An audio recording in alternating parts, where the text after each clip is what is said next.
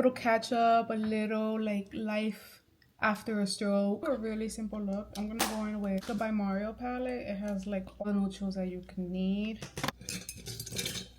So for this get ready with me, I'm gonna be talking about, you know, life after a stroke, or life after my stroke, or my personal experience after my stroke. So it's been already,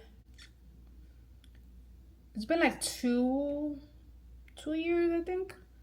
February 4th, 2023.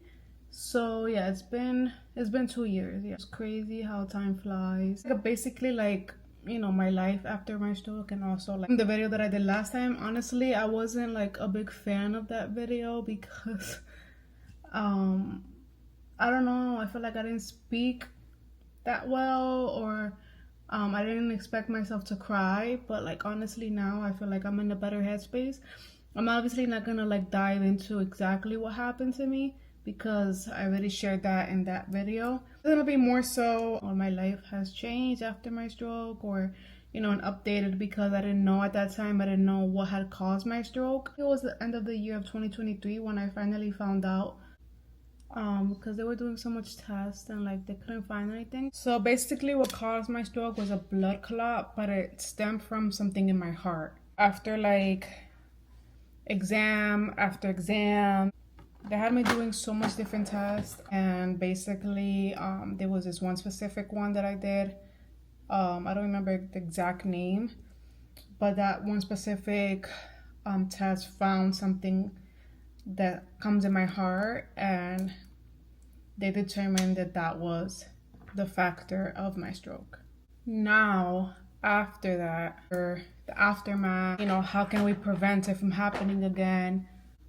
They did put me on some medication that I initially thought I was only going to be taking for the first year, and it turns out that to basically take it for like, I don't know if the rest of my life, or I don't know, but at this moment, like, they don't have a time frame of when they like would want me off of it.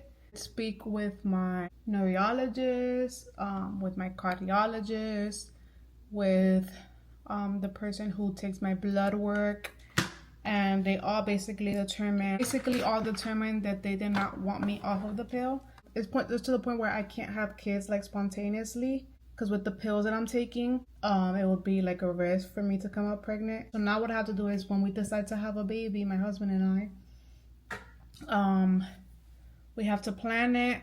Then I have to go see all doctors, the blood doctor, my neurologist, all of them, so that they could either give me a pill that I could take while being pregnant, or it's like not a machine, it's like something that they basically put inside.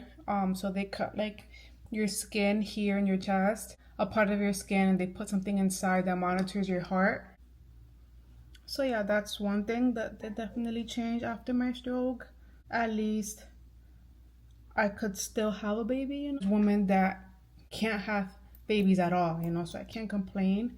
You know, I still have a chance. It's just a little more complicated than just saying, okay, I want one, or okay, let's make one. And then as far as like my other day-to-day stuff, you know, I have like a few changes in my body. You know, I feel like I could move and, you know, walk normal, thank God. But, you know, there is like some stuff that did stick with for when my left side like just stopped working. My left hand, there are certain things that I can't do. Also, like when I go to the gym, you know how when you have like sets and you do like your right side and then you do your left side, I feel like when I do my left side, kind of like when you move like your arm or something, you know, you feel it kind of like in your bone, like you feel you're like flexing. I don't feel that at all. Like when I do like my left side, like it's like a very minimal thing, to the point where like I question if it's even working, because like I don't feel like the burn, I don't feel like the flex. I could flex my arm like if I want to do like a muscle on my right side, but on my left side I can't flex at all. Like no matter how hard like I put my mind to it and like I try to like make my body focus to like try to flex, I can't. I don't know why, but like I can't.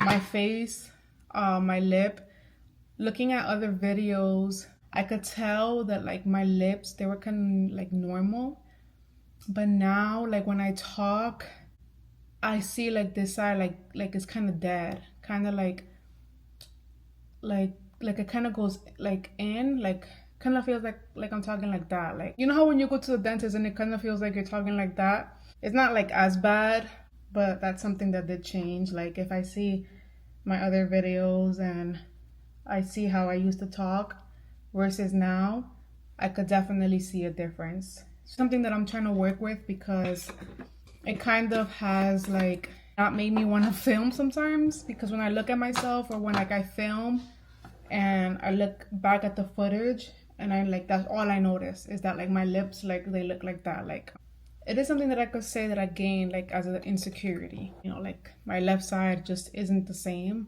as it was before my stroke, unfortunately. At the same time, like I could feel like somewhat insecure with certain things. There's also like a part of me that says I feel blessed that I could move the way that I'm moving, because there's people that have gotten it worse, which to the point where like they don't even think the same or they don't function the same. And I feel like by the grace of God, that God healed me and fast, because I was taking my therapies at home. He really did heal me fast. You know, there's those minor stuff that I mentioned. Cause you know, like as a human, you know, you have your moments. Also now, like after my stroke, I want to say I'm more like cautious, and like whenever I feel something or when I go to the gym or when I feel like my heart rate is racing like really fast, or I don't know anything. I always have to wear my Apple Watch to everything. To the gym, I cannot go to the gym without my Apple Watch. Like it's not even a, like you know how when they say like if you go to the gym without your Apple Watch, like did you really work out? No, it's not even that. I need to be checking my heart rate like every 2 minutes of my workout. Very like if I was on top of my health before, I'm like even more now. At first, I'm not gonna lie, I would have moments where, not that I would question God, what was the reason of my stroke? Like, why did I have to go through that? Because, you know, my life has changed. All I can get from this is if somebody my age or around my age goes through something like this, like me helping them with how they feel, could help them until like to my like extent, I'm content with that. Just because you're young doesn't mean you can experience something so drastic. I just want to be like an ear or a voice to anyone. But like I said, like I'm human, so I do have my moments where I could feel more down, and that's totally fine. I feel like when you go through something like that, it's not also a change for like just yourself.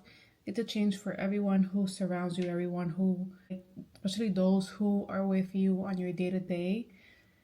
And you know, it's just important to surround yourself with people who genuinely want the best for you.